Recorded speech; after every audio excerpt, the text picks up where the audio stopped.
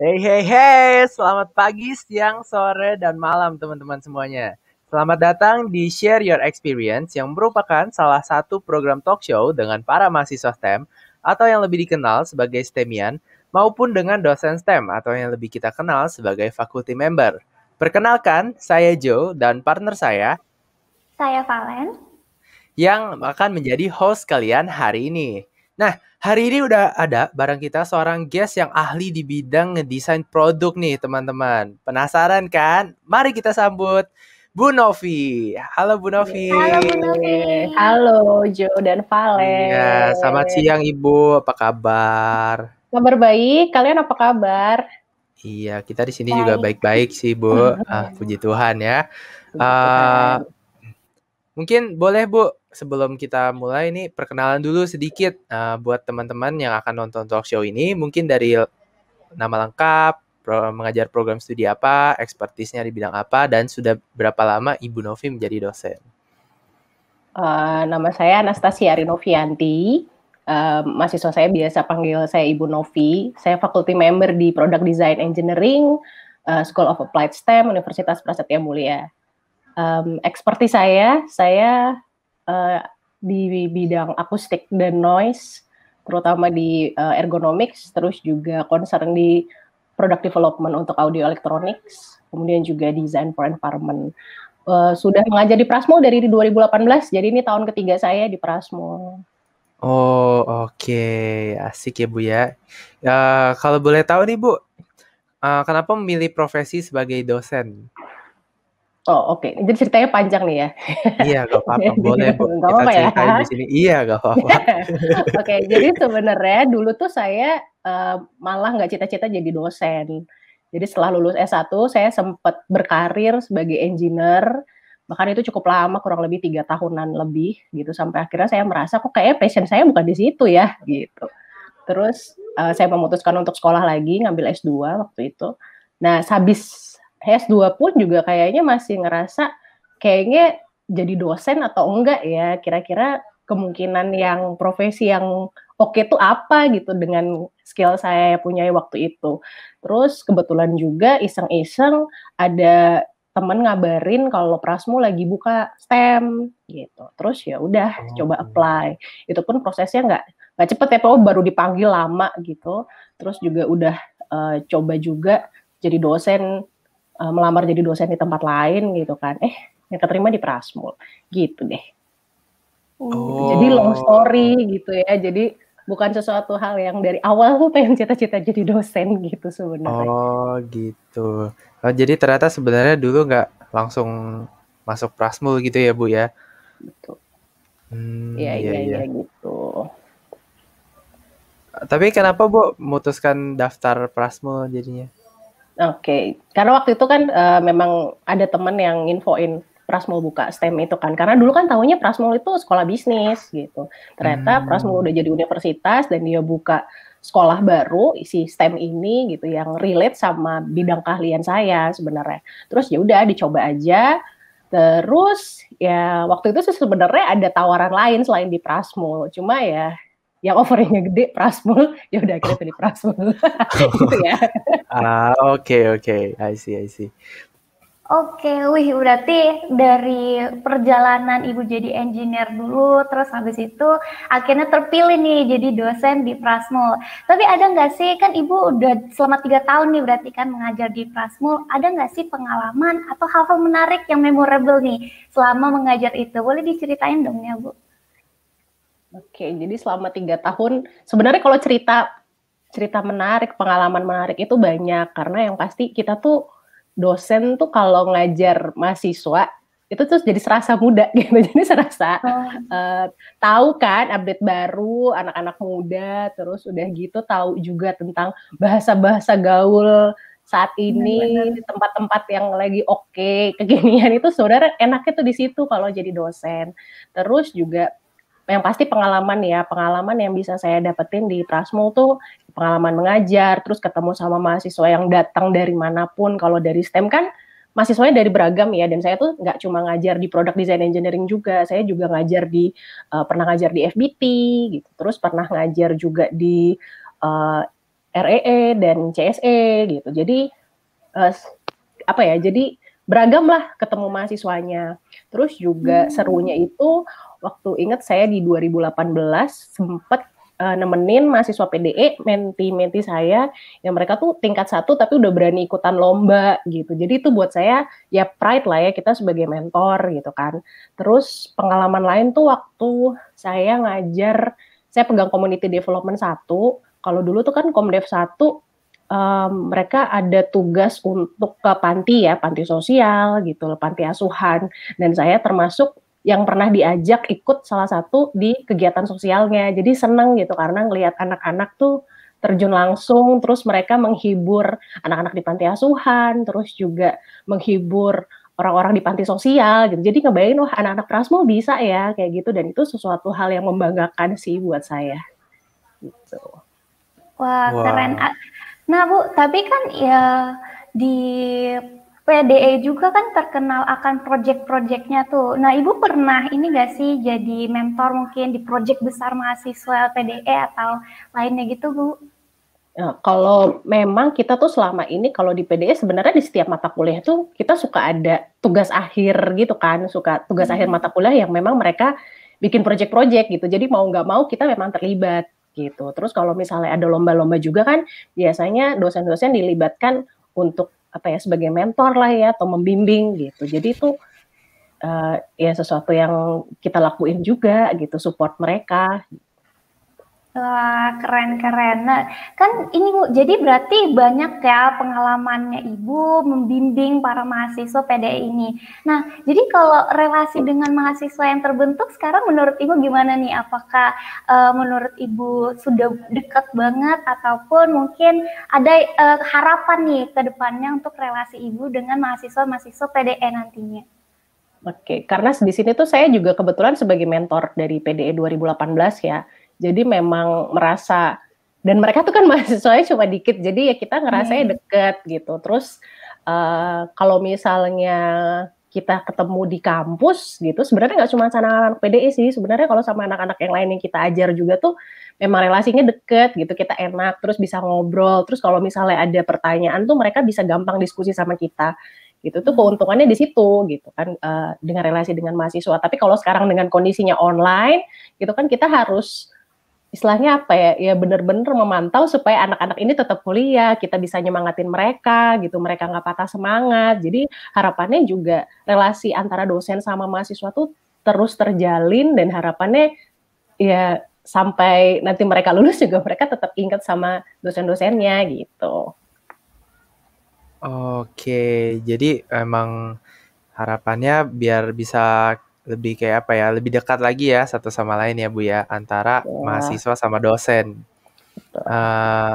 Tadi kan Ibu sempat singgung juga ya, ini kan kita sekarang lagi kayak lagi pandemi nih Bu.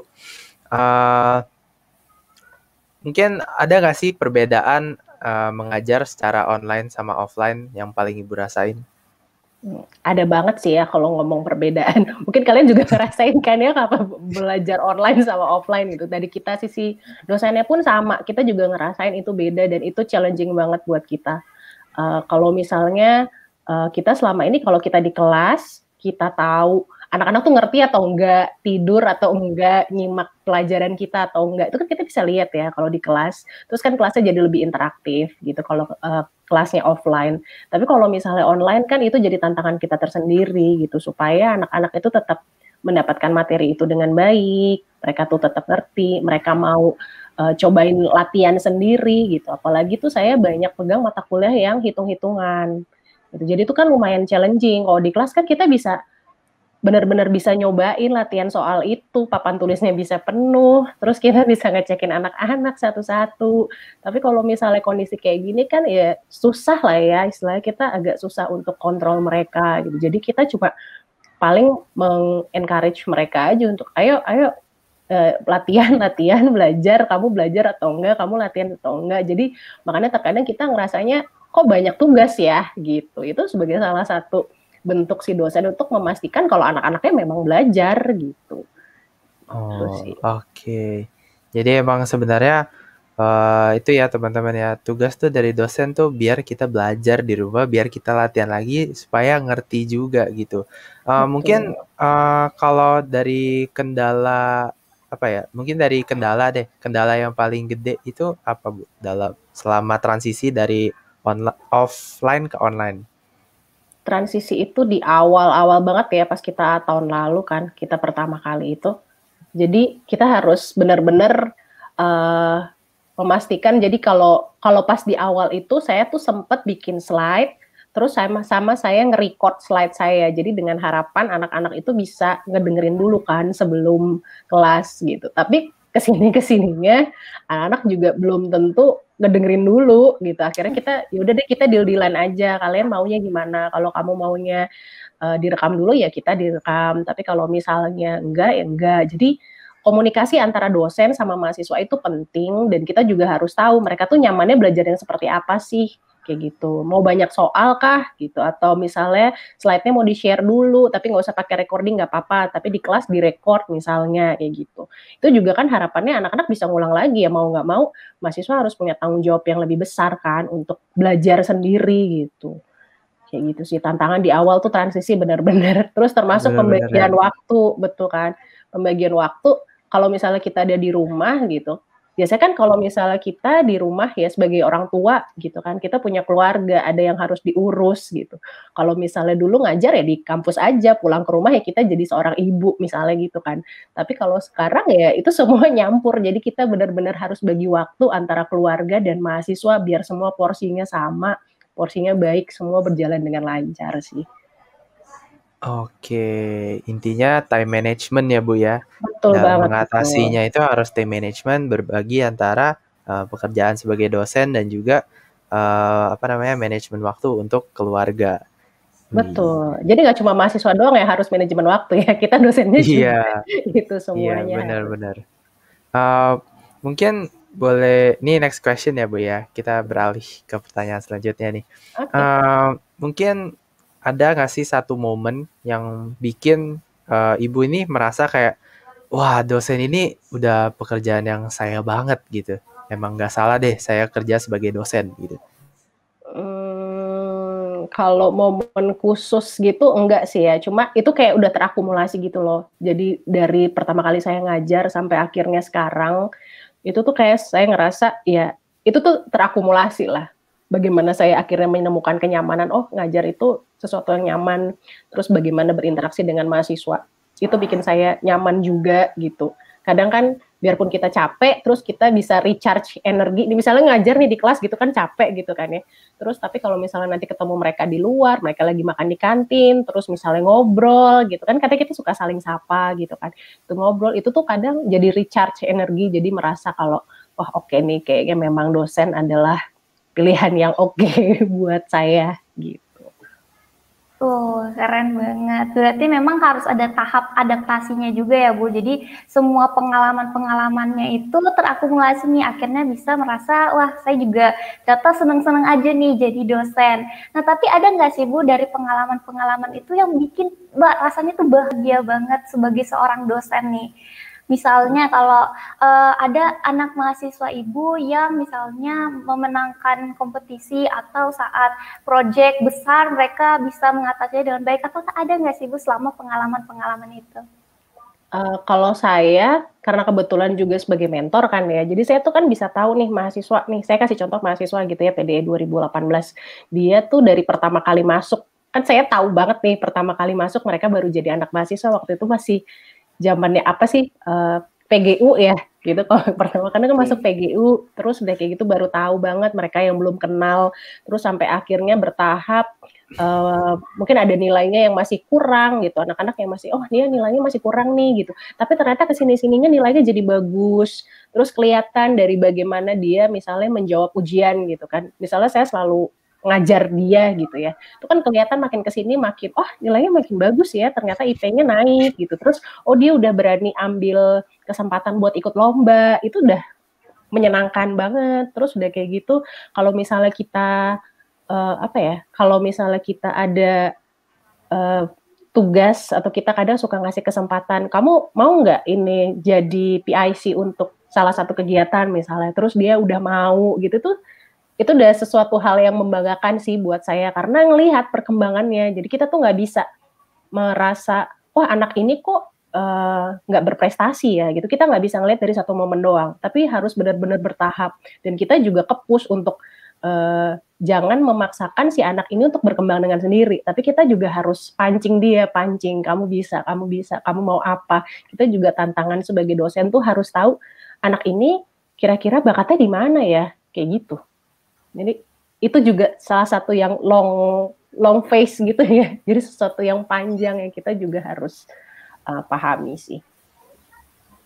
Oke, seru-seru banget ya pengalaman Ibu sebagai dosen di Prasmul ini. Nah, mungkin boleh Bu, satu kata yang menggambarkan program studi Product Design Engineering beserta alasannya. Product Design Engineering, satu kata, desain sih sebenarnya. Kenapa?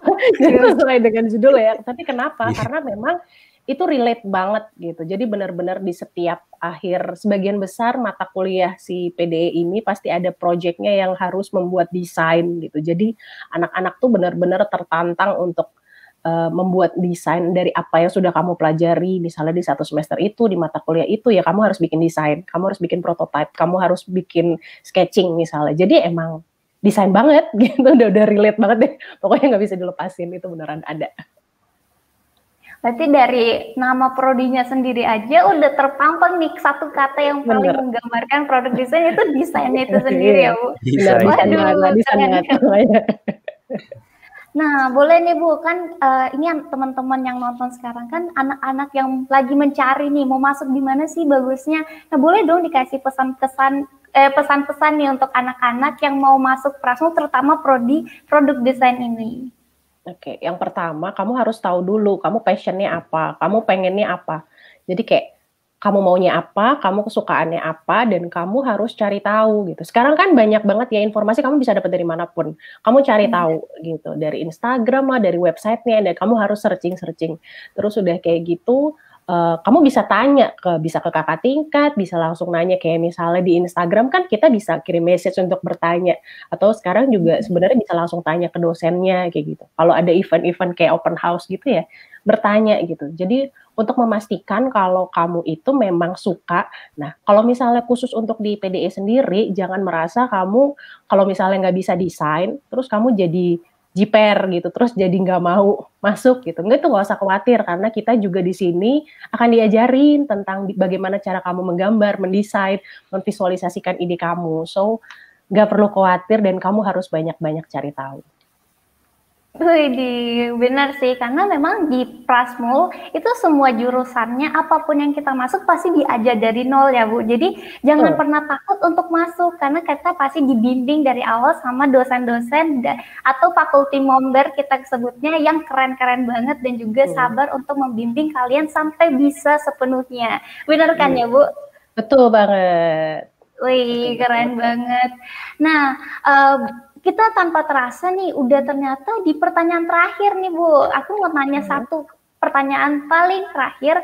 Kira-kira nih untuk teman-teman yang masih bingung, waduh aku masuknya apa ya? Kalau misalnya mau masuk Prasmul tuh bagusannya apa ya? Nah, kalau di produk desain sendiri itu hal apa sih yang harus mungkin dimiliki oleh kita yang agar kita merasa oh ternyata produk desain ini cocok nih untuk diri kita dan juga masa depan kita ke depannya. Ada nggak sih kriteria khusus nih menurut Ibu? Kalau misalnya kamu ngerasa kamu punya ide, konsep suatu produk, nah itu tuh udah sebenarnya kamu udah bisa masuk PDE, kayak gitu. Misalnya kalau punya ide, sebenarnya produk itu kan dibuat untuk memecahkan suatu masalah gitu kan, atau dibuat untuk mengembangkan suatu produk sebelumnya gitu. Nah kalau kamu merasa punya sesuatu yang kayak gitu, ada produk yang pengen kamu buat, ada solusi yang pengen kamu pecahkan dengan suatu produk gitu. Ya kamu udah bisa sih join sama kita, jadi jangan khawatir, pasti kita bisa bantu, kita akan bantuin kamu untuk memvisualisasikan produk kamu tersebut. Wih, mantap, bagus banget nih. Yang penting adalah yang pertama ide, kalian punya ide dan juga kemauan nih untuk mengembangkan suatu produk, maka kalian pasti cocok banget nih masuk di produk desain engineering di STEM Prasmul. Wah, tanpa kerasa nih Bu, udah habis pertanyaannya karena saking serunya nih kita bercerita dan juga Bu Novi membagikan pengalaman-pengalamannya. Nah, di sini aku bersama tim mau mengucapkan terima kasih banyak ya Bu atas pengalaman yang keren-keren banget nih. Wah, nah untuk teman-teman juga nih yang nonton hari ini, kalau kalian mau tahu informasi lebih lengkap, itu bisa banget cek di Instagram STEM Prasetya Mulia di @stemprasetyamulia. Dan kalian juga boleh banget nih nonton episode Share Your Experience lainnya di channel ini. Alright guys, that's all from us. We will see you on the next Share Your Experience. Bye-bye. Bye. Bye-bye.